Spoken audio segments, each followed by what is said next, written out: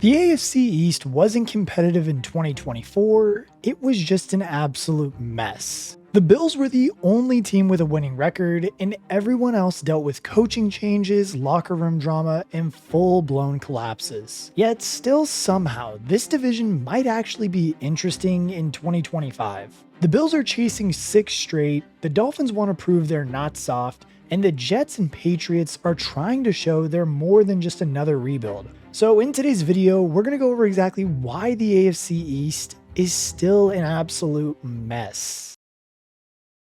Now, of course, when it does come to this division, of course, we have to start with the reigning division champs in the Buffalo Bills. These guys have won 5 straight division titles on the bounce, and I don't think there's going to be anyone in America who thinks that a 6th one isn't on the way. Before the 2024 season began, the Bills challenged Josh Allen by trading away his top 2 receivers in Stephon Diggs and Gabe Davis, and how did he respond? Well, by winning the MVP award and taking his team all the way to an AFC Championship game. Allen truly did it all for Buffalo in 2024, passing for 3,731 yards, 28 touchdowns, and just 6 interceptions, while also collecting 531 yards and 12 touchdowns on the ground. James Cook then took his career rushing touchdown tally from 4 to 20 in just one season to give Josh a bit of help on the ground, but through the air, there wasn't much to speak of. Khalil Shakir did lead the way with 821 yards as a reliable slot receiver who does catch everything,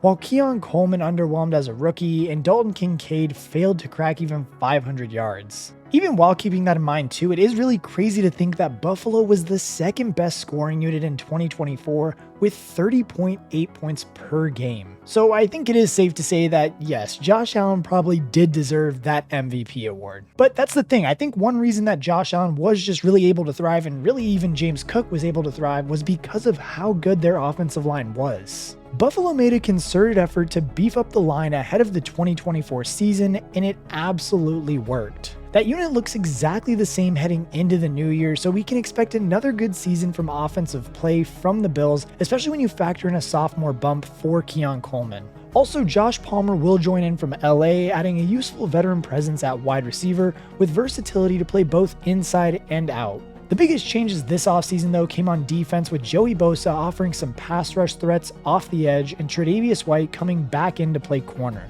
It is important to note that both players are now 30 and certainly not in their prime, but still have something to offer in an already talented defense. Michael Hawk and Larry Ogunjobi also come in to bolster the defensive line, but are both suspended for the first 6 games of the season. The Bills were ranked 24th in passing defense and 12th ranked rushing defense in 2024, which perhaps does explain why they've dedicated their entire, or at least almost all of their 2025 draft capital to that side of the ball. Cornerback Maxwell Hairston was the team's 1st round pick, and Brandon Beane dipping straight back into the cornerback market in the 5th round, as well for Jordan Hancock. With Trey White, Christian Benford, and Teron Johnson in place as things stand, there's no need to rush these guys in, but Bills fans will be no doubt excited to see what they've got in their locker. Then it was defensive line galore in rounds 2, 3, and 4, with TJ Sanders and Deion Walker beefing up the interior, and Arkansas's Landon Jackson joining the edge rotation, offering an appealing 6'6" frame and an ability to contribute both in the run and passing game. Truthfully, it was just really a solid offseason from the Bills, who really already have a winning formula in place. Now they just need to go out and execute on it. This really was just about adding depth and replacing a few departing veterans, but mostly preparing for what they fully expect to be another run to the AFC title game, and hopefully even further this time around. Now up next, I might shock some of you with who I do think has a chance at finishing in 2nd, as I have the team that came in last in the division in 2024, the New England Patriots, finishing a possible 2nd place. A 4-13 record for New England meant that it was one and done for Bill Belichick's long-awaited successor Gerard Mayo, which has brought another New England legend back into the building in Mike Vrabel. Having won 3 Super Bowls in Foxborough as a player before winning 2 division titles with Tennessee as a coach, Vrabel is the perfect man to take on the task of turning this ship around. And as we all know too, he has a very exciting quarterback to do it with. Rookie Drake May took over for Jacoby Brissett in Week 6 of the 2024 season and immediately injected previous unseen levels of excitement into this offense. Brissett never topped more than 168 yards and 1 touchdown in any of his 5 games as a starter, and the Rook managed to blast that out of the water with 243 yards and 3 touchdowns in his first game against the Houston Texans' loaded defense, no less. May had a woeful offensive line blocking for him and no dynamic playmakers at his disposal, yet he still managed to complete 66.6% of his passes for 2,276 yards, 15 touchdowns, and 10 interceptions to go along with 421 yards and 2 touchdowns on the ground. And truthfully, that was actually pretty good stat line to put up considering all the weapons, or really none of the weapons that he had around him. So I think this year with the talent that he does have around him and him playing a full season and not having to come in halfway through the year, the dude's going to put up some numbers. Primarily, it's because of the Patriots front office that has followed the blueprint of how to support a young quarterback perfectly. Garrett Bradbury comes in at center, and Morgan Moses is an upgrade at right tackle, also offering veteran leadership for sophomore Caden Wallace and rookie Marcus Bryant. Then Will Campbell looks set to slot in at left tackle after being taken 4th overall in the 2025 NFL draft, while 3rd rounder Jared Wilson looks like he has a legit chance at starting at left guard. It's a completely revamped offensive line, and while you never know until they actually get out onto the field, May is surely feeling better about his chances of remaining upright this season rather than last season. And that's also good news for his wide receivers, who this time around look much more dangerous. Stephon Diggs looks surprisingly spry coming off of his ACL tear and still proved last season that he can get open as both an inside and outside receiver. Mac Hollins is then another sensible veteran presence, with Efton Chisholm in a 3rd rounder and Kyle Williams both entering as upside rookie options, with the former already showing out very well in the preseason. Arguably the most exciting addition though is Travion Henderson, the Patriots running back that they took in the draft, who took his first preseason touch to the house on a kick return. And that's the thing too, you don't really have to be an NFL scout to recognize that this guy just moves different and is going to be a huge asset for May and the Patriots in 2025. On the defense, there's been plenty of turnover as well. Milton Williams comes over from Philadelphia fresh off of a Super Bowl victory to bolster the defensive line, and then a couple of Vrabel's favorites are joining in the fun as well in the form of Harold Landry as a pass rush threat and Robert Spillane at linebacker. To help the secondary then, Carlton Davis adds some quality at the second cornerback position, lining up across rising star Christian Gonzalez. There really is just a lot of new pieces here who need to build chemistry together, but when it does click, we should be looking at a much improved unit in 2025. For New England though, the ultimate priority in 2025 has to see Drake May develop into a franchise quarterback for them. Wins frankly come second in priority to that, I think, but you've got to admit that these additions are surely going to help bump up that win total. As I said earlier too, I have the Patriots finishing 2nd in this division in the upcoming season, and if a few things do go their way, they could even potentially sneak into the playoffs as a 6th or even a 7th seed. But that's the thing. One thing where you shouldn't be questioning anything is where you're betting this year. Because yes, your fantasy league and hell, even my own fantasy league, you're going to be paid bragging rights when you guys win it, of course. But on the other hand, with my bookie, they're going to be paying you back with cash. And now look, straight up, this season, we need to stop celebrating like it's 2009 and start betting like it's 2025, whether you're going to be hammering spreads, chasing live lines, or riding moonshot parlays, which personally are my favorite.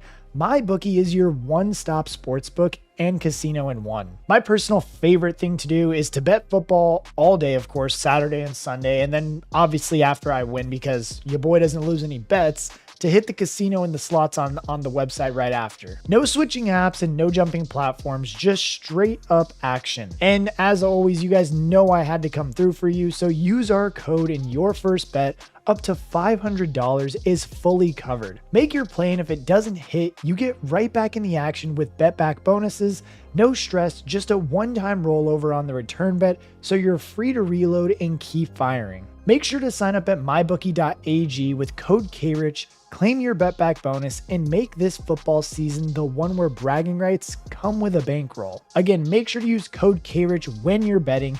And again, thank you to my bookie for sponsoring today's video, but let's get back into it. Now, my third team in the AFC East, though, is going to be the Miami Dolphins. And truthfully for me, I think for the Dolphins, this kind of just comes down to a crossroads season where if things don't really pan out how they want to, we might start seeing some coaches get fired. But then again, on the other hand, we could see a new identity appear in Miami, and they could be on the verge of turning things around as well. So kind of two sides of the coin, but I want to know what you guys think. Let me know in the comments. Either way though, Tua Tagovailoa's health is going to be a big factor here. He's played more than 13 games just once in his NFL career, and when he did, it was spectacular, with 4,624 yards and 29 touchdowns, and he led the team to an 11-6 record that season, which ended in a second consecutive wildcard round exit. When Miami then posted just 8 wins last year, and there was more of a focus on Tyreek's questionable tweets and on-field behavior, it was clear that things weren't in a great place in Miami.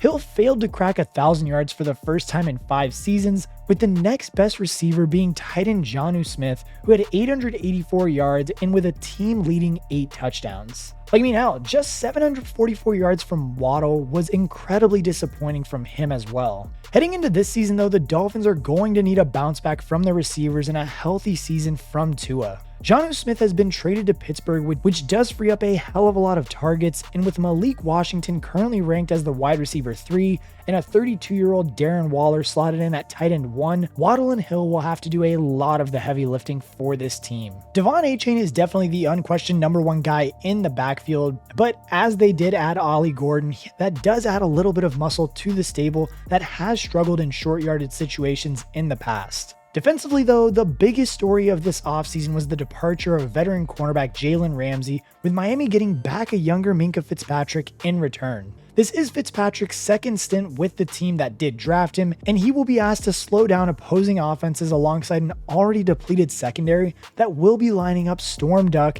and Kendall Sheffield at corner. Like, truthfully, I'm not really going to sugarcoat it here, is that if Miami's offense doesn't perform this year, things probably are going to get ugly for the Dolphins, and just kind of Tyreek Hill throwing a fit, Jalen Waddle might even start requesting a trade, McDaniel might get fired. Like, there are a lot of things that could start to go wrong if Miami doesn't just start off hot and win some games early this year. Now, my final team in the AFC East, though, is the New York Jets. And let's be pretty honest here, Jets fans and just anybody that's an AFC East kind of team fan, the Jets haven't had it that great in recent years. The last time they did better than placing 3rd in the division was in 2015, and they're still reeling from that Aaron Rodgers debacle last season. Thankfully though, Aaron Glenn is about as sensible of a head coach hiring as you could ask for, coming in as our second homegrown coaching talent of the video after Mike Vrabel.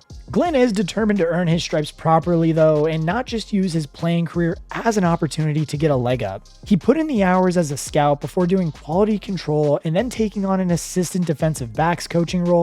So from there, he's worked his way up the ranks, ultimately taking over as the defensive coordinator in Detroit and helping them become a powerhouse in the NFC. Like, the dude definitely knows how to win games, rally a locker room, and instills a winning culture, which makes him exactly what the 2025 New York Jets need. One thing that we do know for damn sure with this team though is that they have an identity. They are going to run the ball, and they are going to run it a lot. Like, that's Justin Fields' one elite trait is his rushing ability, allowing him to create matchup nightmares for defenses. Then when you factor in the all-around talent of Breece Hall, the physicality of Braylon Allen, and the also much hyped Isaiah Davis, you get an almighty rushing rotation that has the potential to completely wear out defenses. Especially when you consider that this is legitimately a very good looking offensive line too.